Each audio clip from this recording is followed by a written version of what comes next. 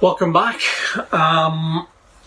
Great kind of video production that it kind of very clearly explains when the book was written, who it was written to, and the possible authors. So brilliant video.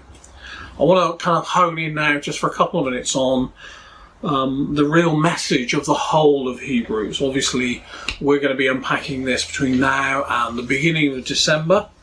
And so there's some really great meaty stuff. All I'm going to do is try and give you something to challenge and hopefully something to think about. So the writer or writers are addressing this to Jewish Christians. Possibly, we believe that they were under persecution at the time.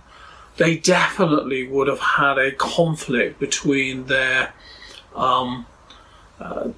upbringing, which would have been steeped in Jewish tradition and Jewish laws, and honouring the prophets and the priests and the kings that came before Jesus.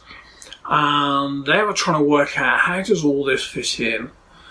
And the writer is trying to paint a picture to say that actually, whatever your view is on whoever you think is a great leader, a great teacher, Jesus is beyond million miles beyond that. That in Jesus you have a splendour and a magnificence and a greatness that is personified because he is God.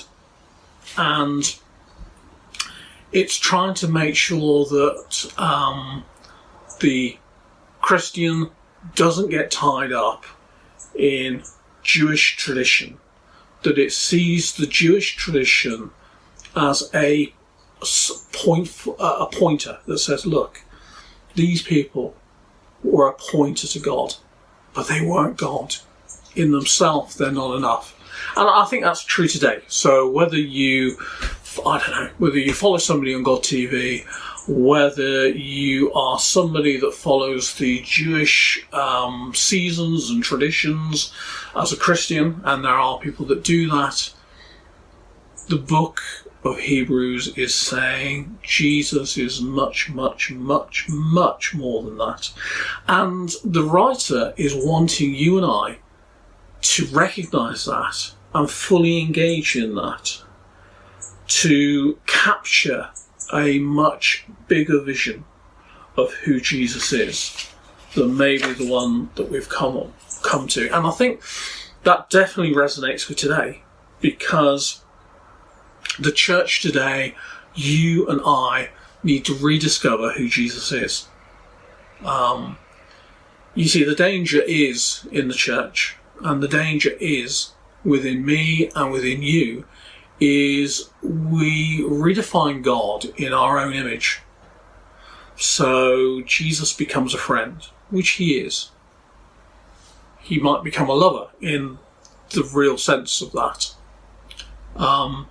Jesus may be somebody that we can turn to in our own need, and he is. But do we really understand who he is?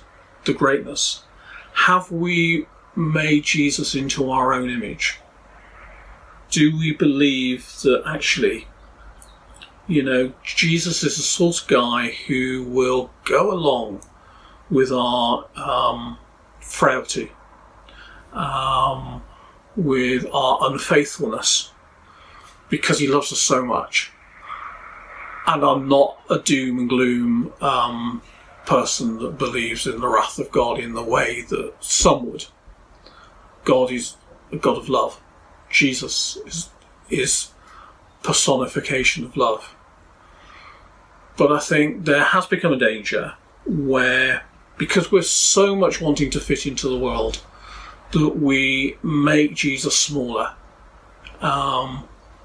We believe that he'll fit into our plans rather than us fitting into his plans. And the writer here is trying to put that to death, is trying to say, look, I know you're going to go through hard times and struggles. Jesus is bigger than them. Jesus is able to deal with them. Christ is greater than anything you see around you, anything that you do, anything that this world offers, because he is the greatest. You know, and I think sometimes we look to men, and I mean men in the true sense, men and women, and we take our spirituality from them, and we allow them that place that Jesus demands. And so as we begin to look over these next 10 or 12 weeks, my prayer for you is that your vision and experience of Jesus will grow. Your trust in him will multiply. And your willingness to take him at his word and to test in the right sense that Jesus is the answer to all the things that we go through will become greater. So enjoy the book. We will see you in a few minutes with grace.